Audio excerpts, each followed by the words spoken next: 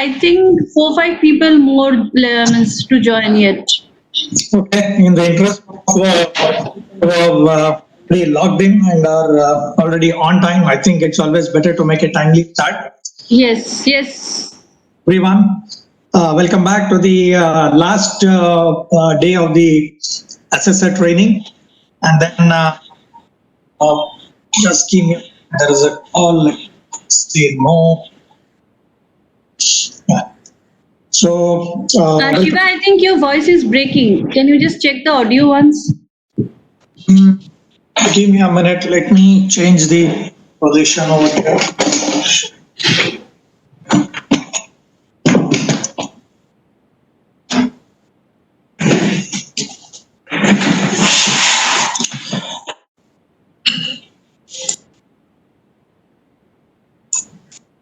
I hope you are able to hear me. Yeah, it is clear, very clear now. Clear? Okay. Yeah, better now. Okay. I was not sure what the reason was. Hardly I have not even shifted an inch. Maybe you never know sometimes. So welcome back to the last day of the training program. So I think more or less in terms of the I would say the content in terms of the assessment as well as the activity, all of them are done. So the main thing that is left for the day today is to do with the scoring. Because you've done all the hard work for the last 2 days, trying to do the work on the enabler criterion as well as on the result criterion. Now, having undergone all this, how do we logically trying to go up, trying to give that score? Because assessment is also, as you know, is more thought of to be subjective. But how do we bring objectivity into it? How do we make use of the OPEL in terms of reducing the subjectivity and bringing in more objectiveness into the scoring? That is what is there in front of us today. So since we are almost on the last leg of it, yesterday, I hope all of you are now able to get some hang of the key factors. Any clarifications that are required on the key factors? Just let me repeat. When we say key factors are at least around 15 to 20 headline items that we are supposed to get from the org profile, or if the org profile is not good enough, nothing prevents us from going into the complete document and then getting the key factors. Key factors, what are key factors? Key factors more or less characterize the organization in terms of what is its, let's say it could be the HR vision, it should be the company vision, it could be the culture, it could be the vision values. It could also include the strategic HR challenges and some of the initiatives what they are running, and some of the key, I would say, HR processes which they are wanting to drive, some transformation projects. These are all the key factors that we need to pick up. Now, one of the importance, where do we make use of a key factor? Whenever we are trying to write a strength or an OFI, unless and until we are able to write that statement in conjunction with a key factor, if we are not able to write, then it means that we are not conveying the punch point. Even it can be the strength. The assessment is all about an even balance of both strengths as well as OFIs. When we say a strength, there could be many small strengths also which are not too very significant.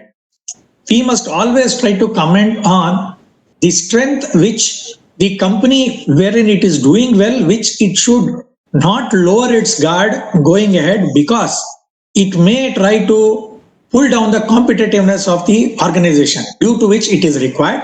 That is the reason as to why we call the word as key strengths. We don't call it as strengths, we call it as key strengths. Similarly, when we call as key OFIs are the opportunities for improvement.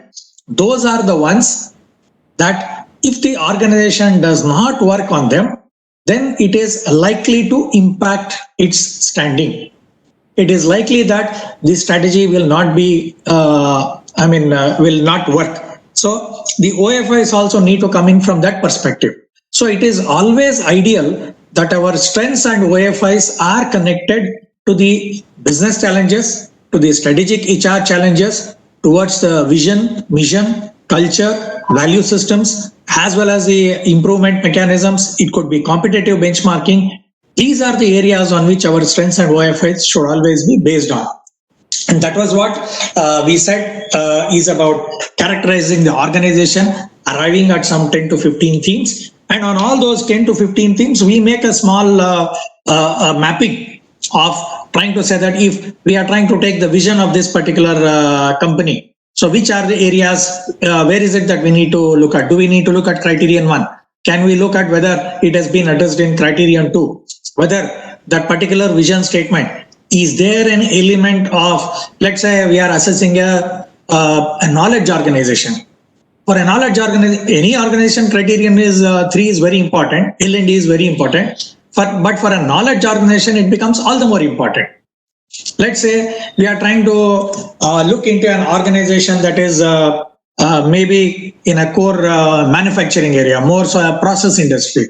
And then the health and safety of the people as well as the community around it, that tends to become important. So the work environment, etc., the work environment and the well-being of the employees. So criterion 4 tends to become very important. So when you are getting into criterion 5 is something like it is very generic, applicable to any and every organization. Any organization needs a performance management system. All of them would need obviously a strong communication channel, top down, bottom up, lateral, etc. They would also need to make use of analytics. They need to look at maybe use of the new technologies, etc. They would also need to look at manpower planning, career planning, mobility. So criterion 5 more or less is applicable to everyone. Criterion 2 is central to any organization. Criterion 1, leadership, because it is the leadership which is driving. How is it that they are directing the organization? How is it they're trying to look at building the culture, the capability? Strategy obviously is to meet the core objectives of the organization. And L&D, because as I said, the changing business models as well as the profile, organization needs to be competitive, due to which people also need to be always up to that particular task. That was about criterion 3, 4, just now we discussed. And on 6A and 6P, it is all about the results. 6A is about the perceptions, and 6P is about outcomes as well as the lead indicators. 6P is outcomes and lead indicators. 6A has got to do with the perceptions of all the stakeholders on whom the people practices would have got an impact externally, plus as well as the people themselves. So that is what constitutes the entire the assessment and the way that we look at it. I think there was some question. What Ruma is saying is, how are the key factors different from the core competencies, or are they the same? No, core competencies are different. Core competency is something that makes your organization stand apart as a part of your business model. That is what is the core competency. Whereas key factors are the derivatives as to when we try to characterize an organization. Let me try to give you one example between a core competence and a key factor. I told you the example of, let's say somebody is applying for a job and you have his resume. What is the core competence that the guy possesses? His core competence might be, let us say, you are hiring him for a technology job. So his core competence is understanding and implementing core technologies.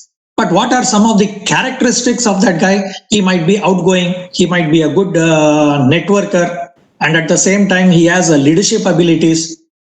So these are some of the key characteristics of that candidate. But his core competency is what? His core competence is technology, because it is a domain that he comes from. So similarly, when we are looking at a core competence of an organization, it is about what makes the organization stand out in a competitive environment. So maybe the core competence of, let us say, CII could be training, networking, organizing events for the membership. That is what is CII's core competence. Similarly, what is the core competence of NTPC? It is about intricate understanding of the power industry. So each organization will have its core competency, which is coming in more from the business model point of view. Right? Okay, and then what else? Any other things in the chat box? Nothing. And any other questions yesterday? Yesterday we spoke about something to do with the award assessment process. We spoke about the how do we do the consensus. We also talked about the hard and the soft aspects of the site visit, do's and don'ts. All these points were covered. Any clarifications that are required from yesterday's deliberations? Any technical clarifications or any experiences that all of you had as a part of the site visit? And also Indranil as well, please feel free to share. Because there, while the program, if you're looking at majority of the participants from NTPC, but at the same time, we do have a sprinkling of 3 or 4 of our other friends who are coming from the other organizations, Mehul, and then all speak. Mehul, Priyanka and Indranil. Yeah, Priyanka and as well as Indranil, please do, share in case if there are any points that are required from your side, from your context, because I understand many of you are also participating in the current year's award program. Yeah.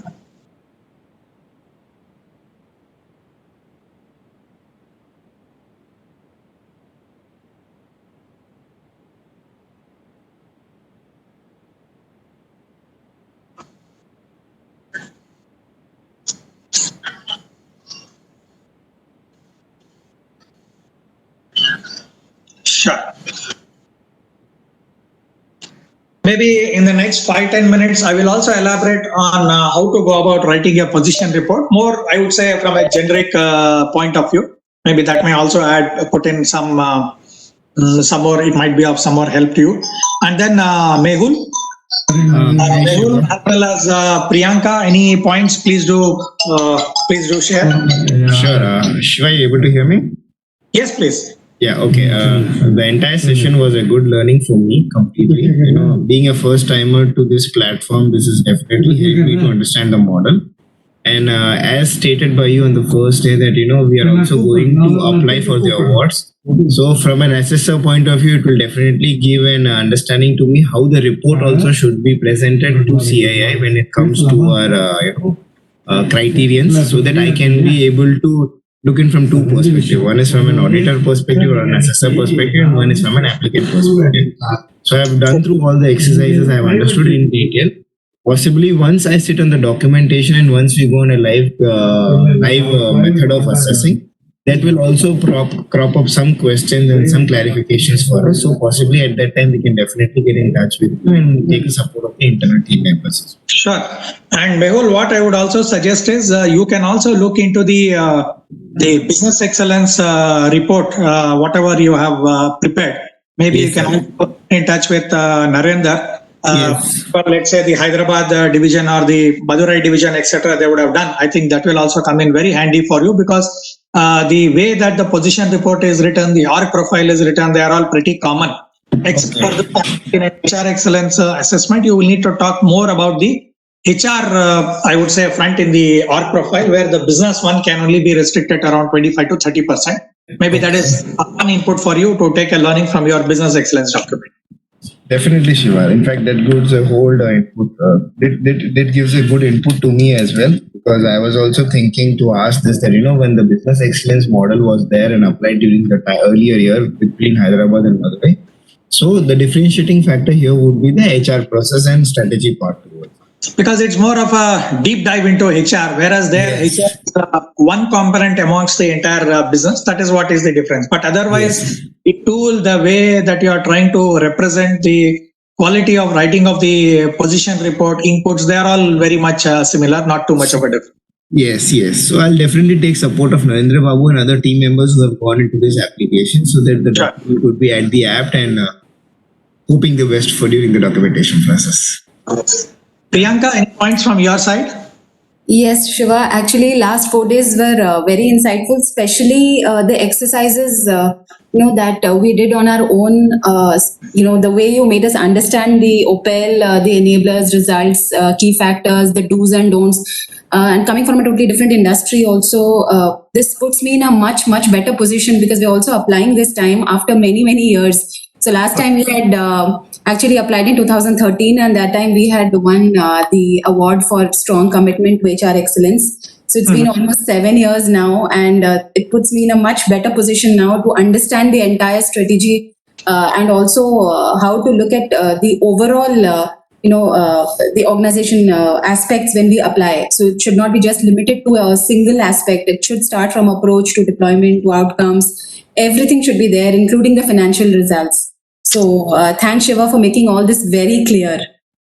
No problem. Thanks. Thank you. And I think there were a couple of questions. Let me just go through the chat box. And okay, Anil says, any tip to identify any missing critical interlinkages? So Anil, what happens over here for the interlinkages? It is highly contextual. There is no one formula wherein you will be able to say that, okay, this linkage will be here. But there are a few which we can explain. Like, let us take the example of communication. The power of this model is about how it is all interconnected. When you're looking at communication, let's say, even though communication as a subject comes in criterion 5, communication can also come in criterion 1. But when it comes in criterion 1, it is about how leadership communicates.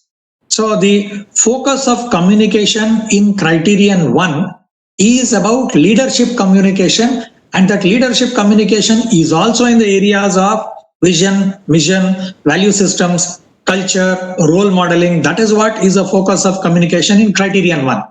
But let us say when you are trying to talk about communication in criterion 2, in criterion 2, the focus is strategy. It is about strategic communication. How do you communicate strategic objectives? How do you cascade? How do you make people aware about the goals, etc.? That is where communication again will come in criterion 2. Then, as usual, it comes in criterion 5, which is a core. So you see that communication is addressed in 1, 2, as well as in 5. And when you are communicating, there is top down, there is bottom up, there are so many different things. So when you go into 6A, there is likely to be a question in the perception saying that, do you think that the leadership communication is adequate? Do you think you have heard enough about the company's culture and the values which will help you to assimilate those? So the perception questions or communication can also be there. Do you think that the company provides enough opportunities for exchange of information, etc.? So that comes in 6A. So when you go into 6B, number of town hall meetings, or it could be a number of periodicals, journals, or it could be the knowledge portal hits, etc. Those are all associated with communication only.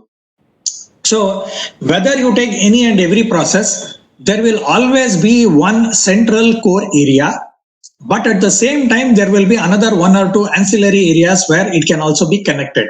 Like one more example could be on succession planning.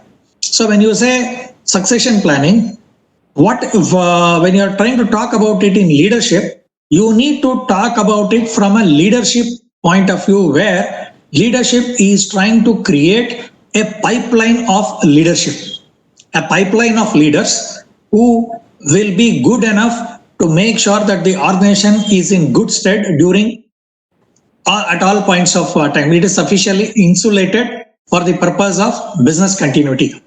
That is what is succession planning from criterion 1. But when you are looking at criterion 2, talent management can also be connected with succession planning, because there are at a senior level, if there are talents who are there, that mobility, etc., those are some of the things that will help you to make sure to groom people who are potential to take over. So there, succession planning, while you may not address it directly, but for the talent, how is it that you are trying to make them capable in order to feed that leadership pipeline? So some aspect of succession planning can also come in criterion 3, but that is more, as I said, from the preparation point of view, from the L&D perspective of contributing to that leadership pipeline development. But as such, when you are looking at driving succession planning as a process, that might come in criterion 5. So the underlying point is, there will always be one area where the central criterion requirement will be addressed. Depending upon the context of your organization, you are free to elaborate about it in few of the other places and make cross references, because you can't end up writing the same thing over and again at different places. So when you are commenting on the leadership capability pipeline, you can make a reference saying that you can refer criterion 3, page so and so, in terms of how do we develop capabilities for the leaders who are being groomed. Then when you say succession planning as a process, how do you identify drop deads? How do you look at identification of the critical positions, etc.? Those are things that can come in criterion 5 as a part of succession planning. So you need to make these linkages very clear, make use of this, then the document will be much better understood, and it also depicts a very mature approach to even writing a position report. And that is where I said, as assessors, you will never, or you should not expect to find each and every information in the place where you wanted or in the place where you think it should have appeared because the criteria is talking about it. It is not like that. Organization does not run on HR excellence models, or it does not run on the criteria numbers.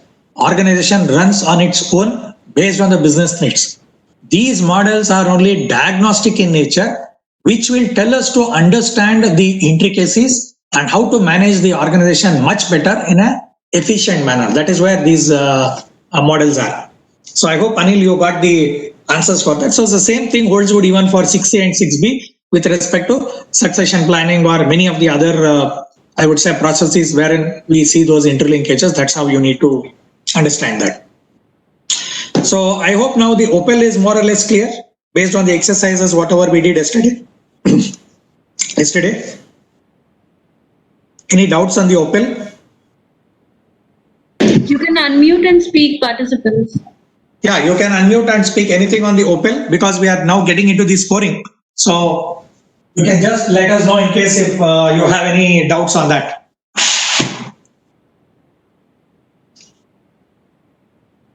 Just let me have a glass of water. Give me a moment.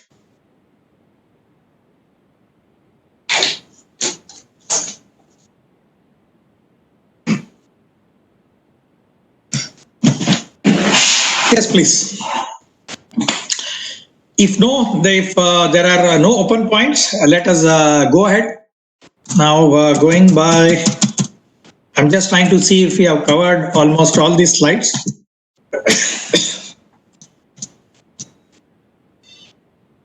Yeah, this is just on the key process filters. This is also something very important, more from criterion 5. Criterion 5, you had those 2 bullets of A and B, the first 2 questions, which was trying to talk about what is your process architecture. So you can explain how does your process management framework look like, HR process management look like, how many processes are there at a macro level. In case if you have classified it, how is it that you have classified? And please remember, there is no specific tool by which you are saying that this is how I have classified. Each organization can have its own way.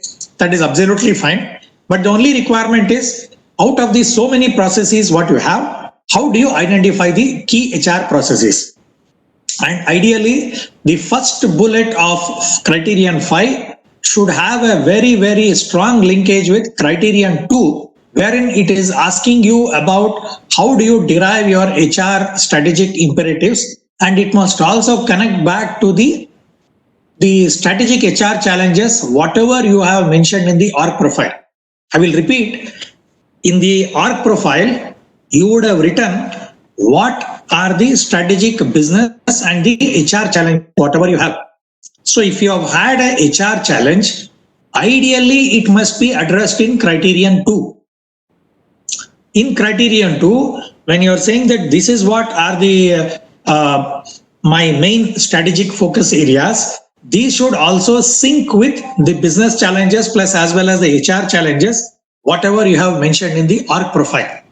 And when you are connecting it to criterion 5, the first question, you must also be able to identify which are those key HR processes, what are those outcomes, and for that, how have you set the targets, and also how are you comparing yourself with somebody.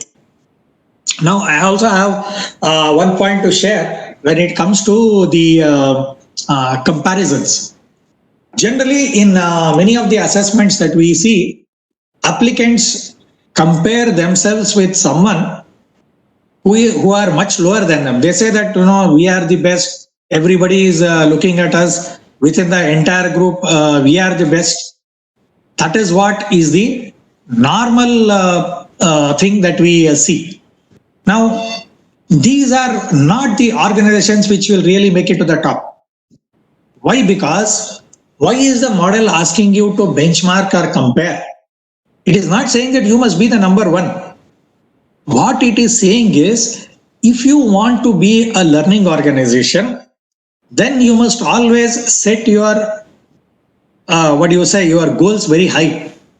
You must not always try to compare with somebody who is lower than you and say, oh, look, we are the world's best. Within all our group units, everybody looks forward to us. We are very, very unique. So I can't compare myself with anyone. These are the standard answers that come. These answers are generally, they don't go well with the assessors or even with the jurors. They would always want to look at, if this is an organization that has that penchant for improvement, have they identified somebody who is performing much better than them? And whether are there some efforts to bridge that gap and move towards that? They are not saying that you must beat the competitor or you must be the first, and that is not the requirement. The requirement is, do you have that humility to learn from the external environment? Are you a learning organization? Are you comparing with someone who matters? That is where there is a slide on that comparisons that I showed. I would want you to look into it. Even though in the BPCL report, you did not see too much of a comparison except for the IOCL or the other ones what they have given. But when you looked at the Bosch report yesterday, it was at least trying to see as to for those practices, since they are close to around 10 to 12 units in India, since the culture is very similar, since the HR policies are all more or less the same, they were trying to compare as to against the other units where they are, and also against a few external benchmarks also. So the same way, if you are an applicant, you need to look at what is the scope for you to learn. Is it internal or is it external? If you are better than all your internal ones, then with whom are you comparing in the external environment? And what is the gap? Do you know what is the gap? It is not important that the gap is too very wide or whatever. What is the effort that the organization has done to do some element of process benchmarking as well as result benchmarking? So that is where the comparisons portion of it needs to be addressed. That was on the key process filter. And I think we went through 6A, as I said, was not too very well written in this document, but 6P was fairly much better when we look at the BPCL one. And this is what is also the second point in that 5A and 5B, 5A and B. It also talks about, if there is a process, first of all, you must have mapped your processes end to end. You must have identified which are the processes. Then there must be a process owner. Then it is a job of the process owner to design and develop that particular process. And once you have designed and you have developed and you have put it up for implementation, the process will start throwing out the lead and the lag indicators. So you must take those lead and lag indicators into consideration and then start seeing what is the process telling you. Whether are you going up, whether are you going down, or is there a variation? And then based on the variation or based on the scope, then you need to look at tools and techniques for improvement. And once you are able to improve, then slowly going ahead, you are going to become a benchmark by yourself. That is where process benchmarking comes in the end. So this was about those the recap of those two questions. And these are some small definitions. I don't generally believe in going slide by slide. Since we have already covered this, I'm just trying to recap this. Key processes are the ones that have a maximum impact on the success. But here, when we are trying to talk about key HR processes, you just need to insert the word HR. Key HR processes are those which have got an impact on the success of the HR strategy and the business strategy of the organization. since it's an HR excellence assessment, more than I would say 80% of your focus should go towards the HR strategy and a little bit towards the business strategy. So that was about the key process identification. I think yesterday we went through the OPEL. In the OPEL, there is an OPEL for enablers, there is an OPEL for results. In the enabler OPEL, you have approach, deployment, and E&L. Under AD, E&L, you have those attributes of excellence. The attributes of excellence in an enabler criterion is to do with the being sound. That is, if an approach has to be excellent, it has to be sound. The HR strategy has to be integrated with the business strategy. When you say I, the process should be implemented well across all the different areas. It must also be systematically, I would say, implemented. Then when it comes to the E&L, then you must have the lead and the lag measures, or the outcome measures and the lead measures. You must also be able to demonstrate that you have adequate, the appropriate metrics in place. Then the use of creativity and innovation to improve and take the process to the next level. That was what was the enabler OPEL. Coming to the result OPEL. Result OPEL has two elements. One is to do with the relevance and usability. The second one is to do with the performance. So when you say the first element of relevance and usability, there are again attributes. The attributes are scope. You must be able to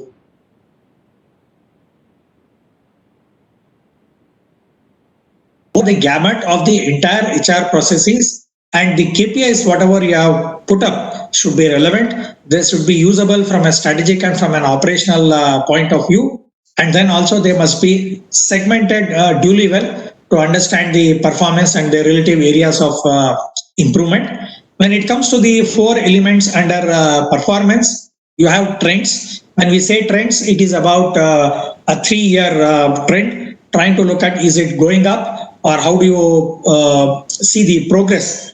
That is what is the trends. Then targets and comparisons are mandatory for the key results. And they similarly also, it is we try to look at whether how far or what has been the achievement with respect to the targets and the comparisons, whatever you had put up, and what is your relative performance on that scale. And ultimately, if the trends are good, targets are good, comparisons are good, we just go back to the enablers to see whether is this happening because of an approach or not. So this is the result OPEL. So I think with this more or less with the last half an hour, we have almost been able to cover whatever we wanted to as a sort of a recap. Then these are some exercises that were there. I don't think this is required. More or less all of you would go through that. So we have gone through all this. And now with this, let us try to get into the scoring portion of it. So, and also I think here we also shared with you that whenever you are trying to write a feedback report, please do not try to convey the point that you are an assessor. That is not required. You should always try to convey words in a very simple manner. Your comment should be simple enough so that the applicant is able to understand that and act upon it. Never use the words of approach, deployment, E&L, relevance, usability. Never ever make use of all this jargon. All this should be there only in the back end. It should be in your mind. Please write the report as somebody who has not gone through this training program should be able to understand. That is what characterizes a good assessor. Then the quality of writing, as I said, you can't write the OPEL in a single line. It should be at least a decent paragraph. When we read through the statements, the applicant should be able to get a feel of, yes, he has recognized the approach as well as the implementation plus the improvements, whatever I have done. So it cannot be in 1 or 2 lines. Try to concentrate on the OPEL when you are trying to write your statements. So those were some things, and I think all of you did a good job in terms of the last 2 days trying to do it. I think our friend Panda has also read the exercise and he has sent it to us. Good. Thank you very much for that. And I told you about usage of the key factors in the statement. Now, since slowly all of us are understanding it, now you can also look at how the key factors are also included. Now, if I take this sample statement, this company has got 2 categories of employees. Only management and non-management staff. No contract or no other thing. So he is trying to do justice to all the two categories. So it means that the use of the key factor is two categories. So if two categories is very well done, then it becomes a good strength for him. Similarly, going ahead, now it is also trying to talk about key employee groups. Now we are looking at here the same thing as it was there in the previous one. The company may have 4 to 5 different levels of hierarchies. If the segmented data is not given across all the 5 hierarchies, then we are saying that you have presented data only for 2. So the 3 are absent. So the presence of those 5 key employee groups, that can be a good key factor over here. Similarly, if you are connecting something to the vision, to the mission, or to some of the culture or the value systems, that is again the use of a key factor. Okay, now let's come to the scoring for criterion 1. For criterion 2, the first exercise, whatever we did. Now, what I would require, what I will do is, since all of you have this material, I would request you to open this page number 76. Meanwhile, I will go to the model booklet on the scoring sheet. While I am trying to make a reference to that, I want somebody to read out each and every of this line so that I'll be able to explain as to how to relate this to the OPEL, whatever you see in the model booklet. So you can keep in your laptops, you can keep this slide of 76 open. In the meanwhile, I will open a new file.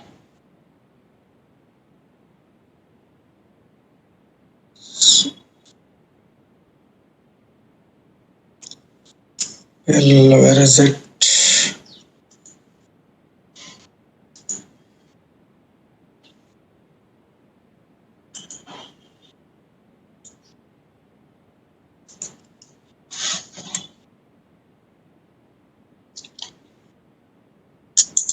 So let me go into the OPEL. OPEL is somewhere around 17.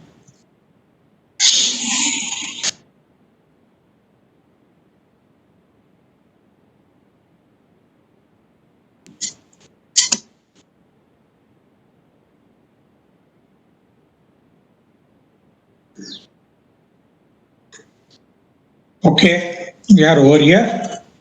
Now, let me try to help you out with how to go about doing the scoring. Can somebody read out the first line, please? So the scoring guideline is on 77th page now, right? ठीक है, वही same slide. Can you just read out the first statement? Yeah, so that is start from 50, use a least count of 5. Okay, so it says start from 50 and then you should use a least count of 5. Now what that really means over here is, now you have this scoring, this scoring profile from 0 to 100. What it says is always start from 50, meaning to say that don't go from the left hand to right hand side or the right hand side to left hand side. Have a balanced view. Don't assume that the company does not have anything, or neither assume that I am going to see a perfect company. Both of them are not right. Going into two extremes is not right. Have a balanced view. Start from 50. And then the second line also says, as he was pointing out, as Amit was saying, it says the least count is in that range of 5. That is, scoring will be 55, 60, 65, or maybe 45, 50. So there is nothing called as 41, 53, 67. So you can't give the scores in that because it is very difficult. So always the least count for the score has to be in a range of 5. That is what is the second line. Next, Amit. Consider all strengths and OFIs with an overall perspective. With an overall perspective. Okay. So when we say that consider all the strengths and OFIs with an overall perspective, what we are trying to say is when you have assessed criterion 2, you might have written 5 strengths, you might have written 4 OFIs. You must never make the mistake of trying to score 5 strengths, 4 OFIs, and then try to do the averaging and all that. That is not permissible, and that is not the way that the assessment is done. You are scoring only once for entire criterion 2, considering all the strengths and OFIs together. I repeat, you are doing the scoring for criterion 2 only once. You have to consider all the strengths and OFIs, whatever you have listed under criterion 2 with only once. Never make the mistake of scoring each and every OFI. If you have got 5 strengths, 3 OFIs, good enough. 5 strengths, 3 OFIs, I look at it from an overall perspective and then give a score. I don't go by individual one. Next, Amit. Concentrate on the attributes of excellence. Sorry, repeat once again. Concentrate on the attributes of excellence. When we say concentrate on the attributes of excellence, why we are asking you to do that is when we do the scoring, it is not right for us to do the scoring only at the approach, deployment and the E&L level. We have to go by attribute level. It is always desirable and recommended that you do the scoring for S, soundness. You do the scoring for integration. You do the scoring for implemented, then systematic, then the measurement portion of it, then the L&I portion of it. Scoring should be done attribute wise. That is what is the point that it is trying to convey, saying that look into the attributes of excellence. Next, Amit. Decide the band column of maturity in the OPEL based on evidences. Okay. So when we are trying to do the scoring for each of the attribute, we must also try to look at what is called as a band of evidence. Now, what is a band of evidence? Now here, when you see this entire scoring matrix is divided into 5 boxes, 5 columns. You have got 5 columns. Each column is what is called as one band. The first band is what is called as an anecdotal band. The second band is basic. Third is competitive. Fourth is advanced. Fifth is world class. So what does this mean for us while doing scoring? If you are going to give them a score between 0 to 10, it means that you are seeing a process or a result which is just come. They do not even know how it has come. So it is something like pure chance or pure luck. I mean, this company has got no process whatsoever. It is just anecdotal. There is nothing. If you are going to score that practice or that result between 15 to 35, it means that this company has got processes that are still very, very basic. Not very good.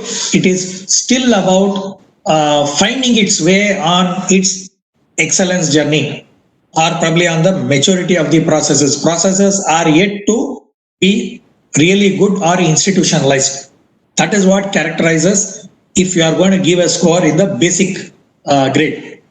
Then when you say competitive, if you are going to score them between 40 to 60, then it means that you are seeing a competitive process or you are seeing a competitive result.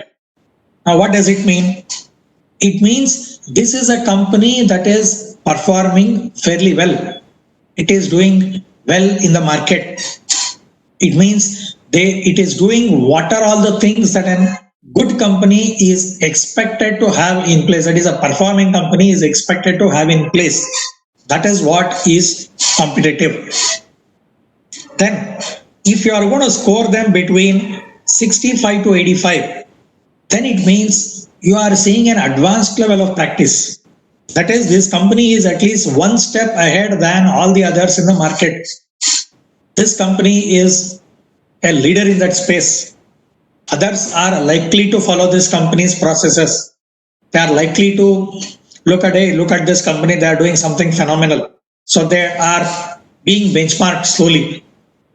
Then, if you are going to give them a score between 90 to 100, then it means that you are really seeing a world-class practice. Nobody has a practice like that. Maybe that practice has been listed in the APQC directory. You are finding it across scientific in many of the journals. You are finding it in the most respected HR magazines about their process. That is what is a world-class process. So these are what we call as the bands of evidence. Whenever we are scoring, any criteria. Let us say now we are going ahead trying to do the scoring for criterion 2. Based on the strengths and OFIs, whatever we have given, do we see criterion 2 of BPCL in a basic, in that basic band or a competitive band or in the advanced band or in the world class band? That is what we need to decide based on the strengths and OFIs, whatever we have given. So that is what we call as the degree of evidence or the band of evidence where we are going to place them. Next, please. Calibrate the scores from 50, moving from right to left, depending on the intensity of the statements. Okay. So in the first line, we said that you need to start from 50. So when you start from 50, let's say you have many good strengths in criterion 2. Then the thermometer shifts on to the right. From 50, it will go on to 55, 60, 75, like that. Then you have 1 or 2 OFIs. Once you find an OFI, then you pull the score back to the left. Maybe it was at 70. You have a very strong approach related OFI. Maybe you will reduce it by 5 or 10 so that it comes down to the left. Or when you are at 50, when you started at 50, maybe the strengths were not all that great, but majority of the OFIs, whatever are there, they are all approach related OFIs on which the company should have been working on. Then probably the score would even tend to drop below 50 also. So park yourself at 50. Depending upon the gravity of the OFIs, then either move right or move left. From 50, you can also move to the right and come towards the left. Or if it is very poor, you can be at 50 and also move to the left. Either way is fine. But what I'm saying is you need to calibrate the scoring based on the quality or the gravity of the statements. Let me repeat, when I say gravity of the statement, an approach related OFI will pull down the score more. Deployment related OFI will pull the score to a lesser extent. An A&R OFI will pull down the score to a much lesser extent. Because approach is what is fundamental. If the approach itself is not too very good, then obviously the score has to drop down. If there are gaps in deployment, that the thinking is good, but somewhere execution there is a gap. That's where we reduce the score to a lesser extent in case of the deployment. Similarly, for E&L, we look at what is the quality of the metrics. Do they have the lead and lag indicators? Is it a learning organization? Do we see evidences of process improvement? Based on that, again, we give the score. That is where we try to say that calibrate, look at it, reduce based on the gravity of the OFIs of approach, deployment, and E&L. Yes, please. Next. Yeah, consider key factors, deployment denominators for enablers, and segmentation denominators for results. Now, what do we mean by these two words of a segmentation denominator as well as a deployment denominator? Let me try to take you over here. So when you go to this deployment, it says, let us say you have got, now NTPC has got 5 employee categories, 5 or 6 employee categories. We are trying to look at many of the processes. Let us say, does the strategy cover or does the strategy address all the relevant employee segments?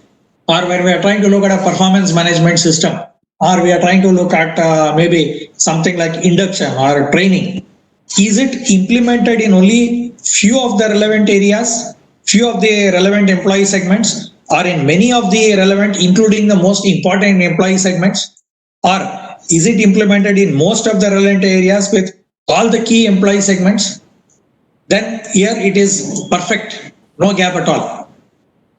The same way, when we go to a result open, here we spoke about segmentation denominators. So when we say a segmentation, we are trying to look at whatever results have been presented, whether, first of all, is there any segmentation at all? Yes, it is segmented, but only for a few. But here, all the key results are also there. Segmented results are also available. Here, segmented results are also analyzed for improvement. Here, everything is comprehensive. So we use the deployment denominator in an enabler. We use the segmentation in the result open. That is how we try to look at the depth of implementation as well as the breadth of implementation. Next, Amit. score for all attributes and average them for each element of A, D, E, and L, or R and U, P to arrive at the final score. Now, this is what is a job what we are going to do now. What we will do together now is, based on whatever activity of criterion 2, whatever we have done, we will give a score to S, I, S, M, L, I, and then go across in that mathematical calculation, whatever is given in your scoring guideline. As per that, we are going to do the scoring. Now, let me try to take you to the quickly, maybe just share the strengths and OFIs, whatever you had given. Then I will try to take you through the scoring. Here's our Excel sheet.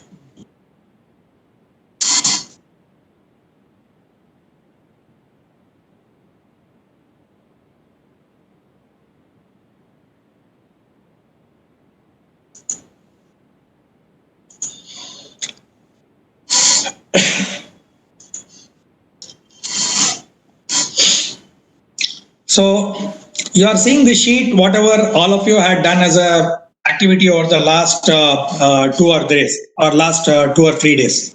So I'm just trying to run it through. If you look at more or less, we found many strengths in the BPCL criterion 2. Let us quickly also try to look at the OFIs as well. There was one OFI which was trying to say that for the long term, mid term, and the short term, we are not able to find the strategy. Maybe you might be able to find it at the site, but here it was not seen. And then there was also one of the OFIs on the risk management. And then how is it that the process has been improved over a period of time? That was also an OFI what we had. Similarly, what else? Any other OFI we had? I think here also it was the same thing. Then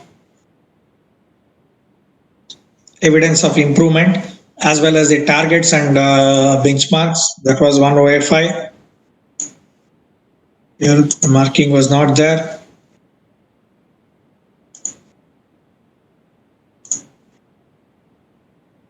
Because these were not marked.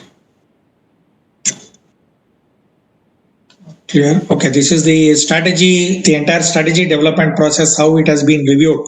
It says that there was not much of an evidence. Here, what else?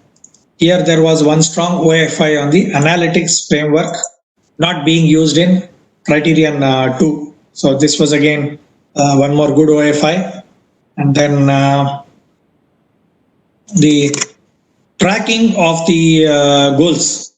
Tracking of the goals through some action plans, or maybe you could even say, do you have a tracker? So those things, that was something that was not seen. That was a good OFI.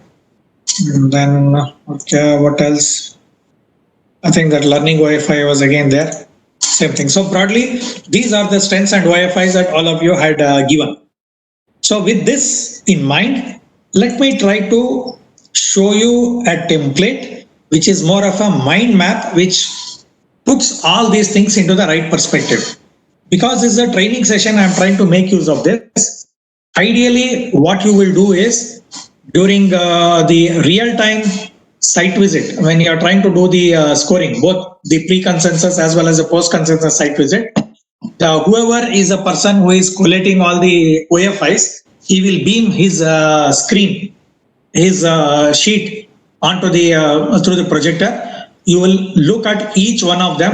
You will look at all the strengths OFIs in the Excel sheet, because it's a virtual classroom, very difficult to have one single one. So that's the reason why I've tried to collate everything. So you will look at the screen, you will say, okay, these are all the strengths, these are all the OFIs, and then you will do the scoring. Because it's a virtual classroom, I have made a small, I will not call it as a mind map. It is more something like a collation of all the strengths and OFIs, whatever you have written. I will try to put that across for our scoring purposes. So this is how it would look like.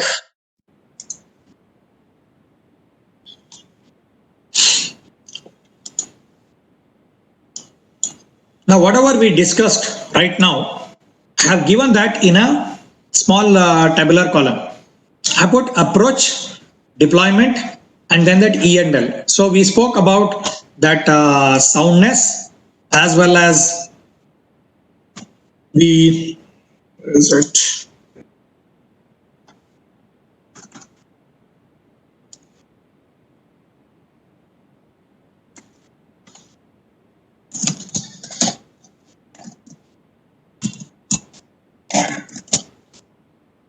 So we are trying to look at how sound the strategy is, how well it is integrated to the business plan, and whether do we see the strategy being deployed in all the relevant areas. And then we are trying to look at the measurement, learning and improvement. Now this is nothing but whatever is there in the criterion booklet. I have written the same thing. Only thing is it's a little bit cryptic. I'm saying that external environment scan for strategy inputs, use of performance indicators and analytics as inputs for strategy formulation. The third point is on the development of the HR strategy. The fourth one is the availability of the lead and lag indicators plus as well as targets and comparisons. The fifth point is on the risk management of the HR strategic imperatives. The last one is updation or modification of the entire strategy management process. Now, what is written in red is an OFI. For example, here, use of analytics was not evident. So this was a approach related OFI. Similarly, HR strategy, development, etc., they were all there. There was already there, even there was a scorecard also, but there was one or two OFIs that quite a few had given that you are not able to see a tracker. Tracker meaning to say that, let's say each one of us in our own organizations, we have a visual tracker which tells us how far we have reached in terms of green, red and yellow. Maybe we would have loved to see as to how the strategy is also getting tracked. So the strategy tracker is something that what we were not able to see. Let us say we also give this as a potential OFI, which may go away in the site, but anyway, as of now in the document, it appears to be based on the statements, whatever you have made. Then the risk management is also something that was not evident, because we saw that whatever, while they are saying that they have de-risked, some of the examples, whatever they have given vis-a-vis the strategic themes, there was no connect. So we are saying that even the risk management is something that we are not able to see very, very convincingly. Then updation of the strategy management process, I'm saying it is very, very limited. Why I'm saying it is limited? Because we did see that they had a process of review, and they also are getting some external insights. They said that bring some of the specialists into their HR strategy to give some inputs, etc. That is also a good case of a learning and improvement, because they are trying to identify some blind spots. They are kind of calling an external person.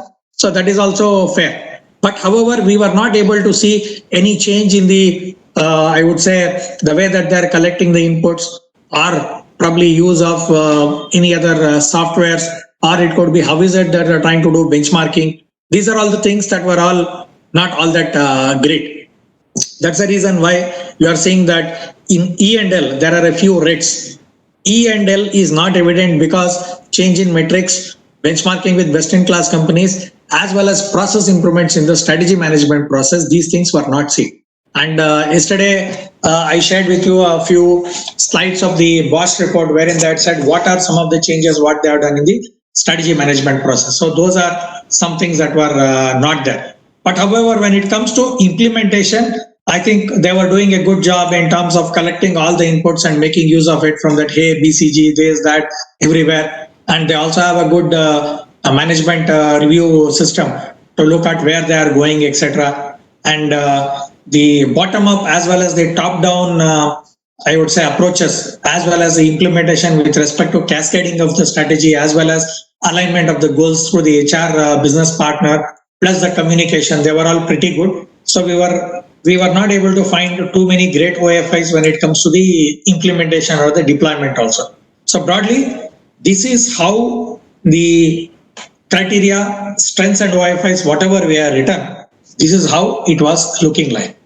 Now with all these things in place, let us try to see how do we give a number to all this so that we are able to ultimately arrive at some objective score. Now, I want all of you to now open up the radar in your laptops or on your desktops. Open the Opel for enabler.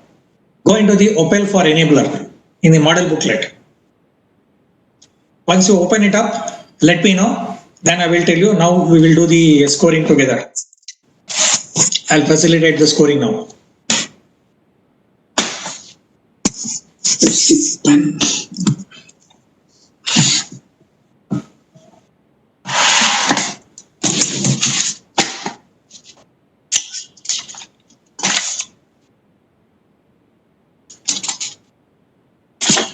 Hope all of you are ready now. All of you are ready with the Opel for enablers. Have you opened up the score sheet in the model booklet? Yes, sir. Now go into the model booklet, not the, you can even open it in the courseware also, not a problem. Either you can go to the slide. I think if it in a slide, let me see whether is it in which slide.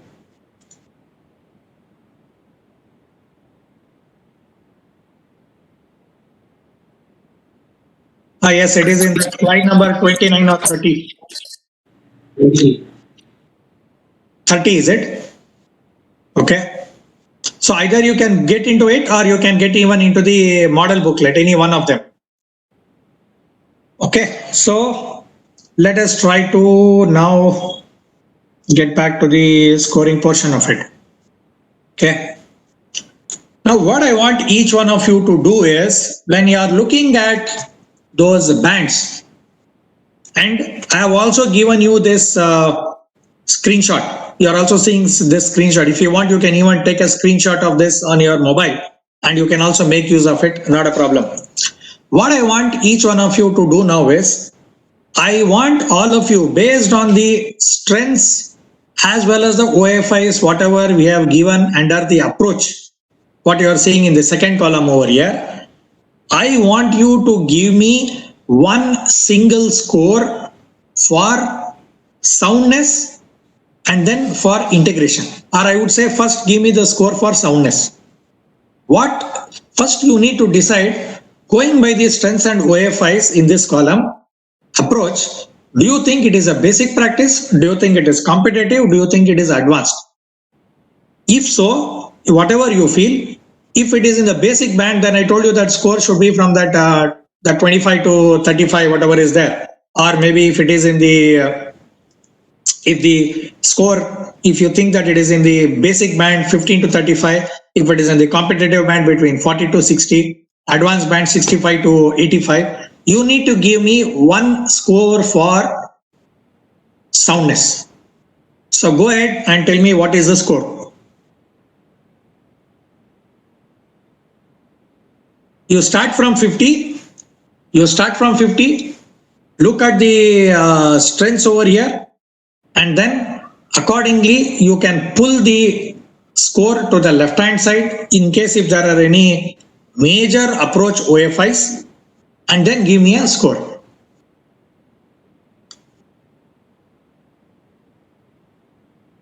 You can also type out, or you can also open up your mics and give me the score for soundness.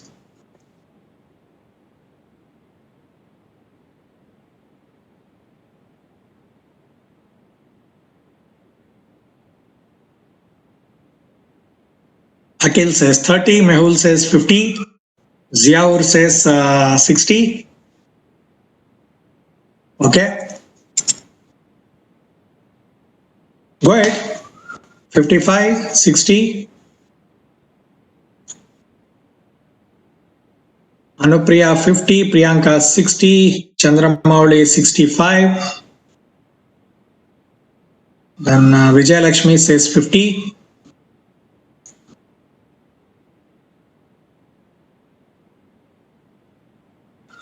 So 55, Jay Prakash says 50, 55, 55, 50, 55. So I'm going through the chat box. So let me try to help you out as to how to arrive at a consensus score.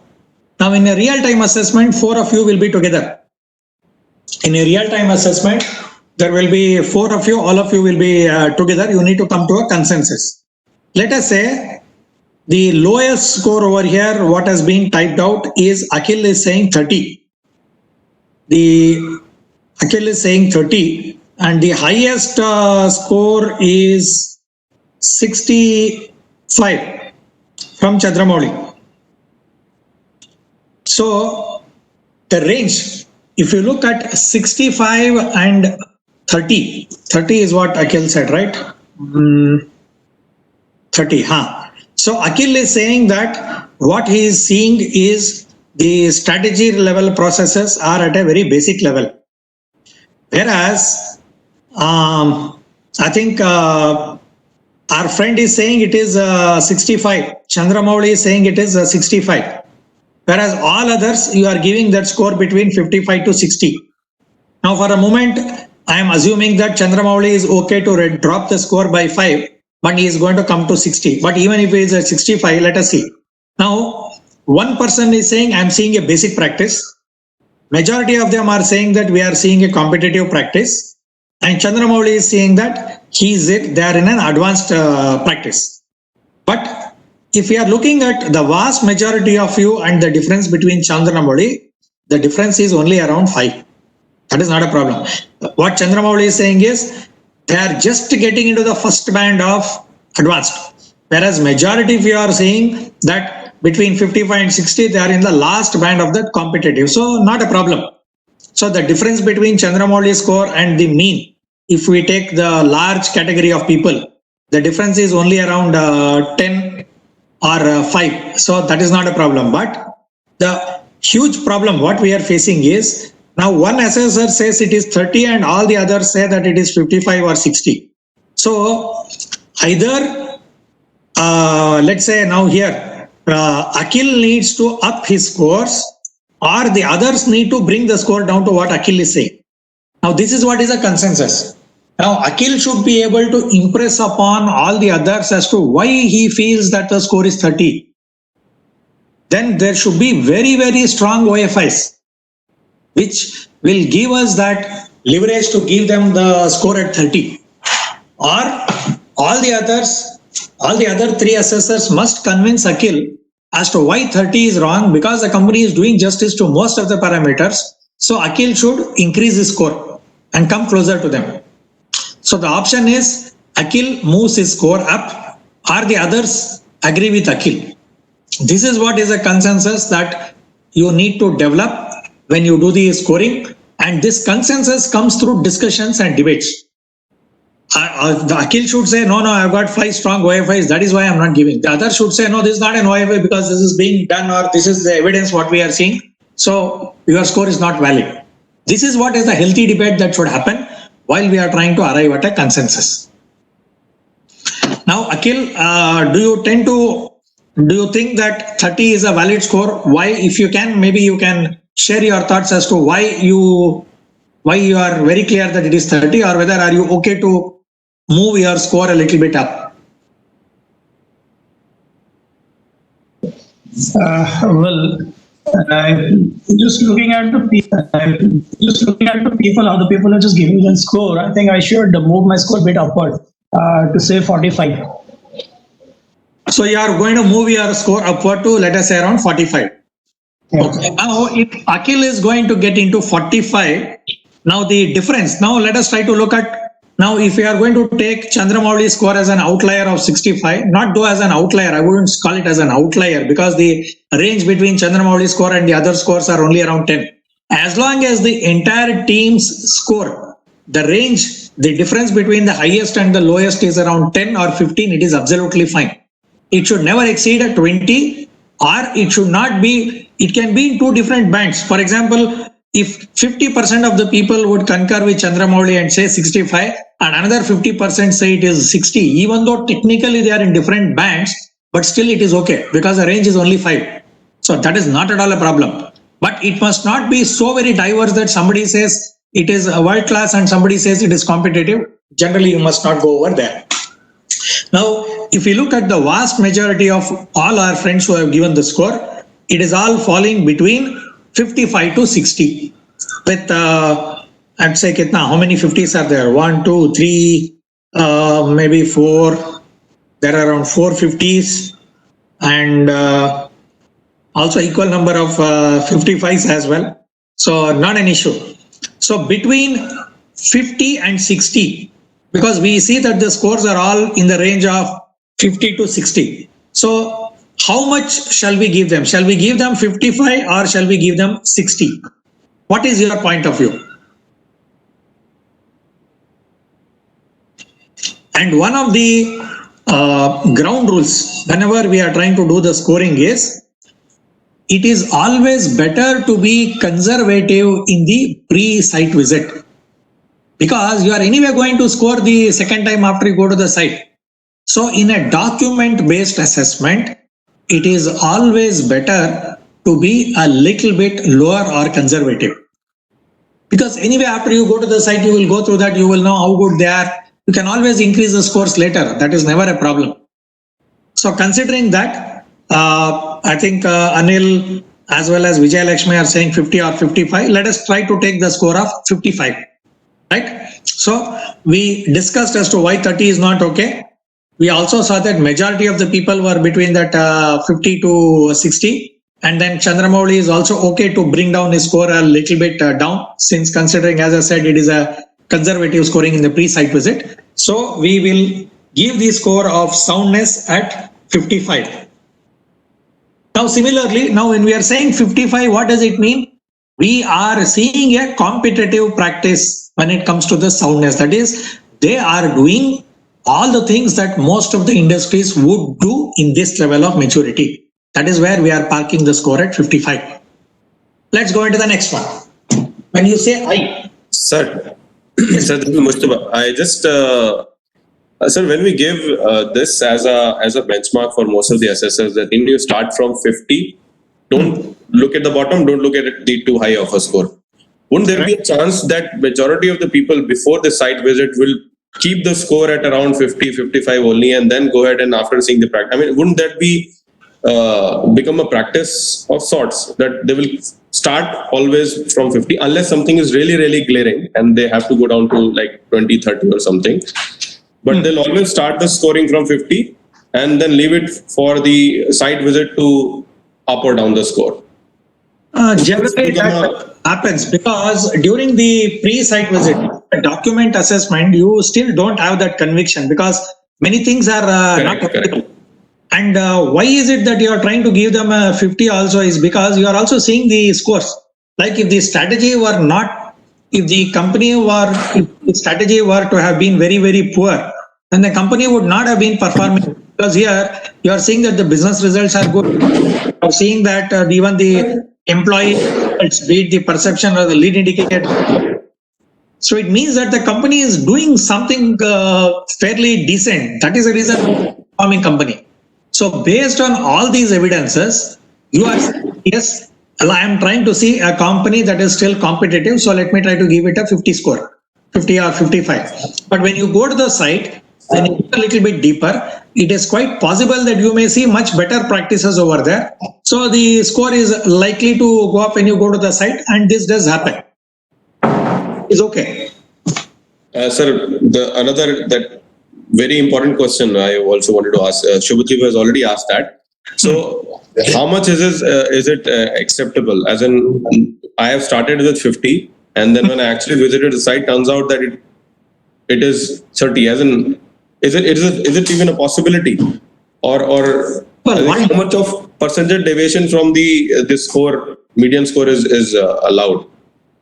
See, everything is allowed. There is nothing that is banned. Ultimately, what you see at the site is sacrosanct. If in the document assessment the score is low, but when you go over there, you see that the practice is really good, due to which the score goes up, then it is fine. There is no limitation in terms of 9A because you have given such a score, it should not come down. It is not. Ultimately, it all depends on what you look at the site. That is perfectly fine. And also, it is quite possible that somebody might have written it very, very very, very flowery language, this, that. But when you go over there, you don't see many elements of it. So it is quite possible that the score may also drop down. That is also permissible. But what we always say is, if you always score very high, if you have a tendency of scoring high most of the times, then it means that you are setting some unrealistic expectations. And when you go to the site, you don't expect to find, you don't find that, you penalize them so much that you don't even give them what they are worth. So it is always better to be a little bit conservative and then go ahead and increase the scores rather than giving a very high score in the document and then bring it down to abysmal depths in the site visit. That may not be a great idea, because it will also play mentally on the way that you approach the assessment. You must not do injustice to the applicant at the end of the day. That is the reason. Does it also reflect on the, as in reflects on the, undermines the capability of the assessor also?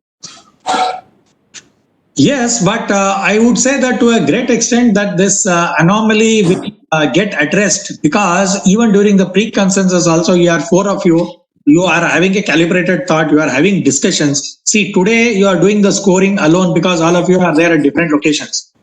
Had we done this program on an in-person basis, 4 or 5 of you, we would have asked you to sit through and then deliberate and discuss. Then you would have had those discussions. So since there are 4 people together, the likelihood of a skew is taken care of because of the team dynamics plus as well as the consensus process. So it won't be too very different, and generally teams will not go wrong horribly. Okay. Yeah. Yeah, Shubhadeep, as an assessor, how do I overcome the bias of comparison or contracts with my own organization? That is what is the challenge. That's where I said that you have this 20 years of audit legacy at back of our head. We must try to take out saying that wherever you go, you must not look at हमारे company में ऐसा होता है, यहाँ पे क्यों नहीं हो रहा है? You know, everybody appreciates that, so our strategy must be the best. This is something like many people use it now. You know, in different languages, the way that it is put up in a colloquial language is different. It is something like a frog in a well or a tortoise in a well. We always think that our world is so much and this is what is the best. Many organizations do that. Once you start going out for assessments, you will realize how wide the world is, how different approaches are. You will really become much more informed, and you will be able to take a real good judgment in terms of the scoring.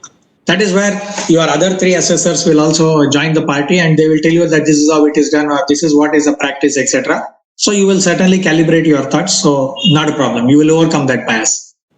But mentally, we must be ready to take out that bias element. That is what is more important in a consensus. So what is the score for I? Integration. When we say I, what we are trying to look at is how is the HR strategy integrated with the business strategy. For example, if we are taking the BPCL case study, the case study says that, there is a business challenge of the organizational attrition going up because of that superannuation, due to which they need to build leadership capabilities. They are getting into new areas due to which they need to focus on some, on grooming the people and talent to take over new lines of business, etc. So you are clearly able to see that the HR strategy had identified talent development, talent management, as well as a leadership pipeline development. Those were some of the things that the business strategy was very clearly linked to the business strategy. So based on that, now give a score. And it doesn't mean that your score should be lesser than whatever you are given in sound, not really. If it is integrated with the business strategy very well, nothing prevents you from even giving a higher score also, not a problem. So give me a score for S. Give me a score for I. Integration. Okay, Kanaya says 65, 60, 65, 55. Next, few more.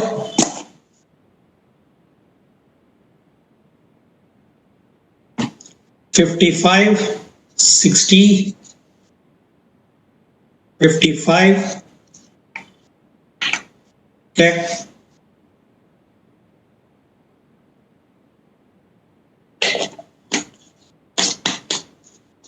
all of you are very core HR guys. So now, at least since I am not a HR guy, I can now realize what happens to the law of averages during the performance management system.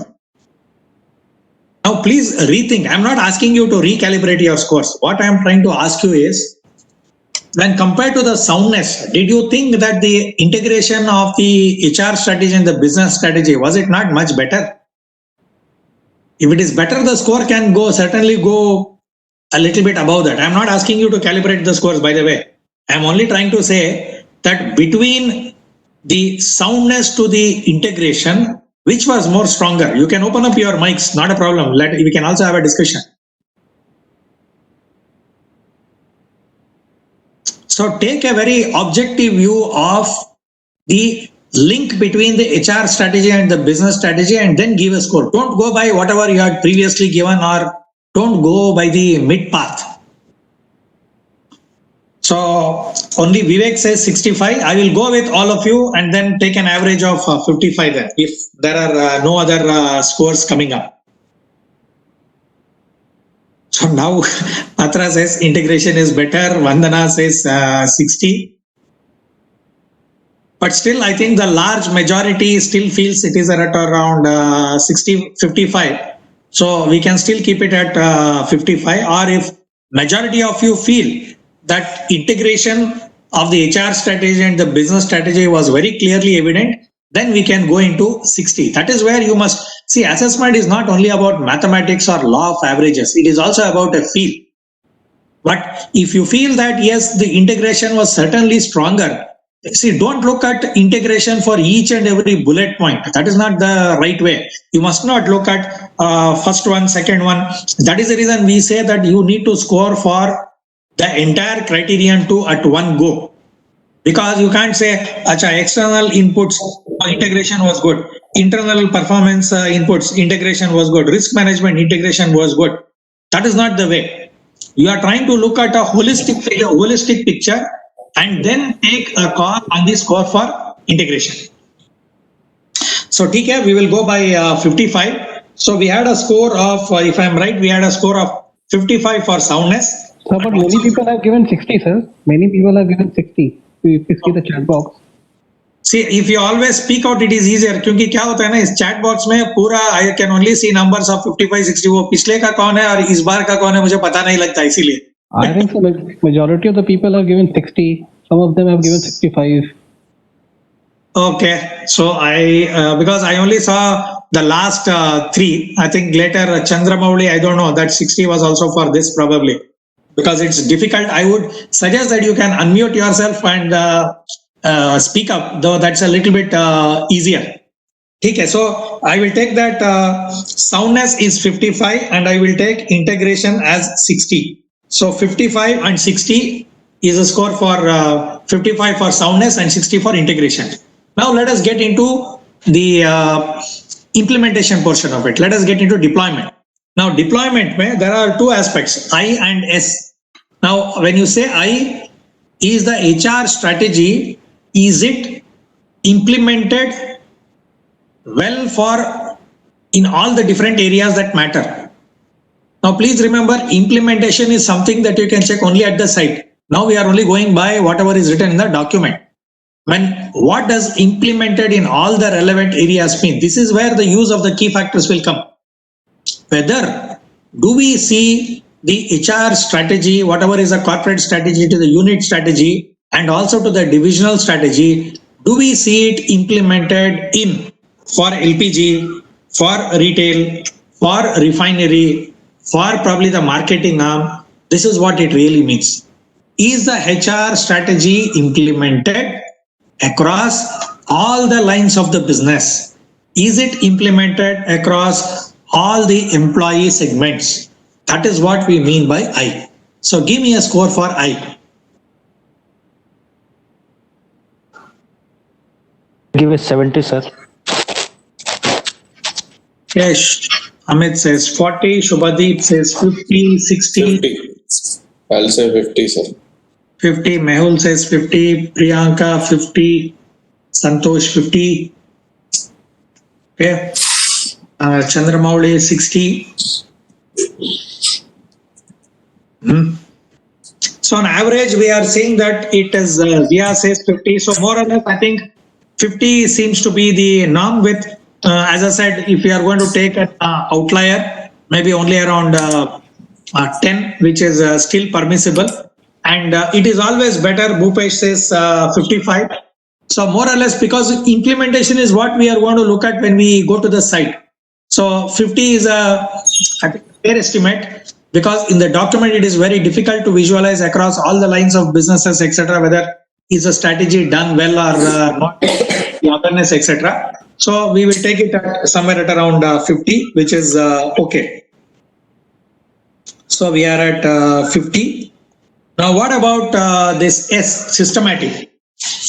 Systematic is more something like an, I would say, an assumption, because we are assuming that the rollout has got a calendar and there is a process owner, there is a business HR who looks at it. So more or less, I also would follow the same as, S would also follow a score very similar to that I. So we will take it at somewhere around the same of 55. Is that fine?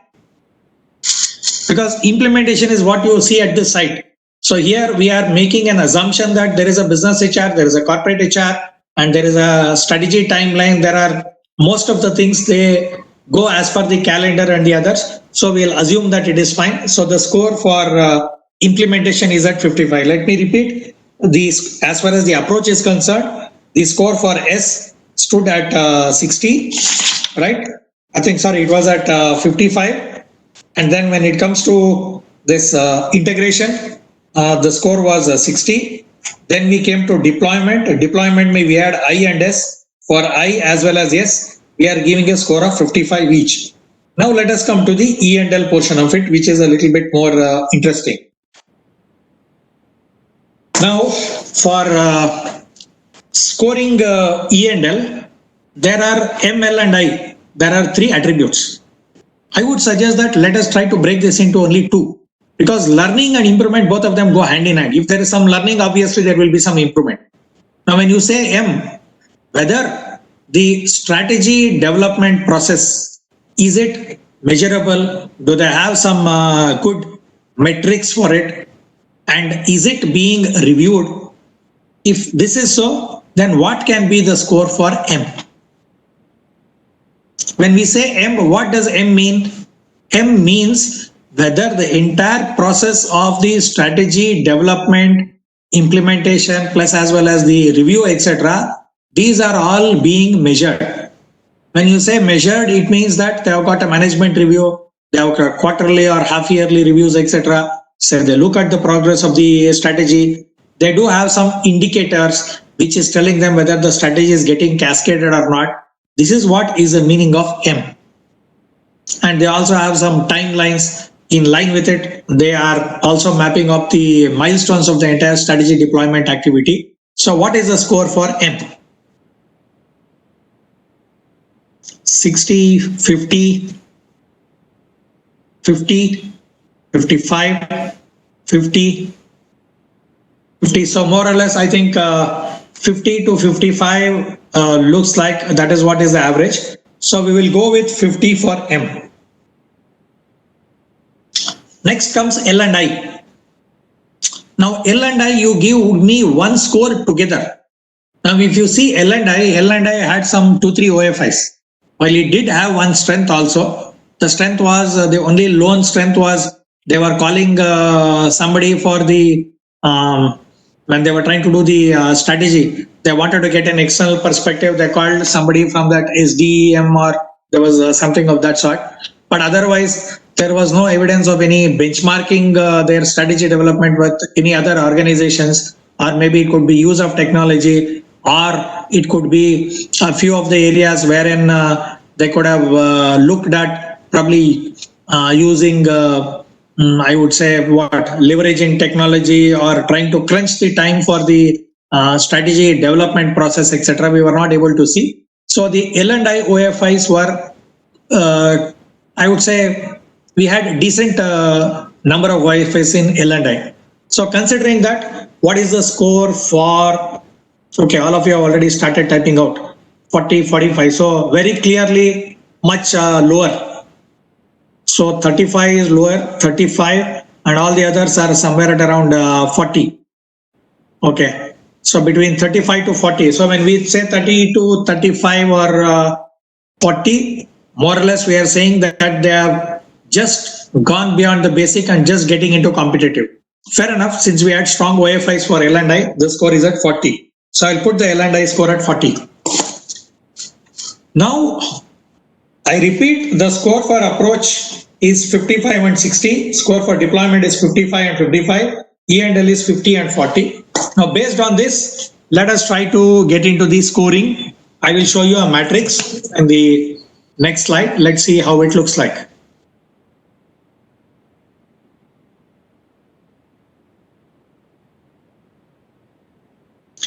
Let me try to correct these scores as well. Give me a moment. You said 55, 60. You also said 55, 55. And the score was 50 and 40.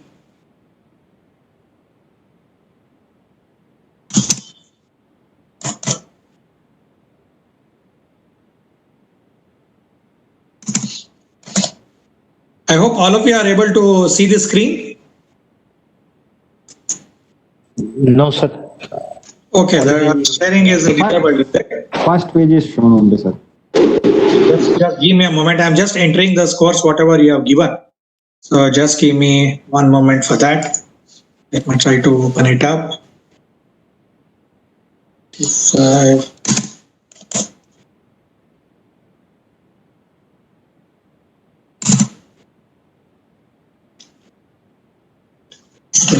Okay.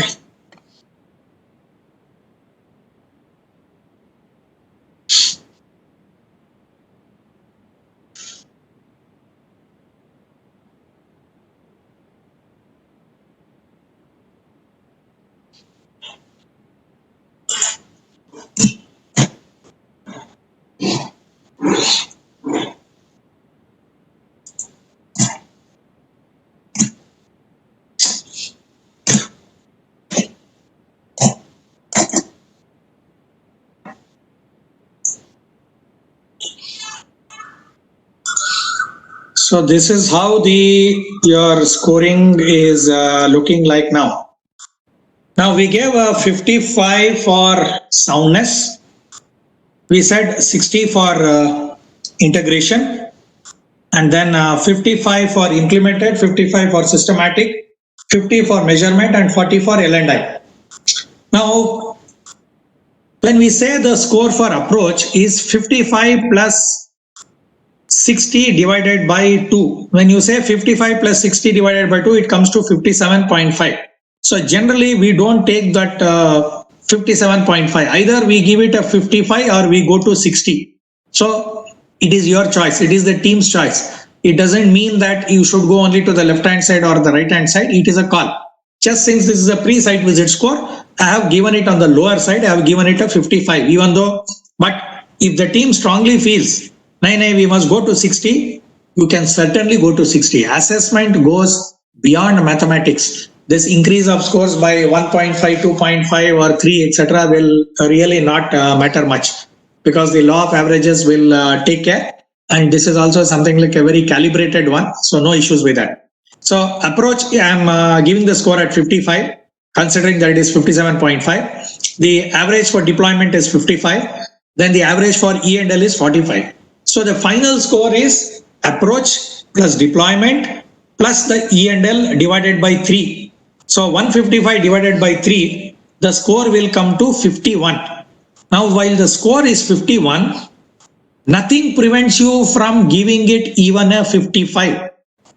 So going by the overall feel of the team, what should be the score? Even though mathematically it is coming to 51.66, you might say, no, it is much closer to 50. I will give it a 50. As I said, assessment is not about mathematics, but going by the feel, when you say whether should we give it 50 or 55, now if you go to your scoring sheet, if you go to that 50 or 55, even though to which band does 50 and 55 fall in?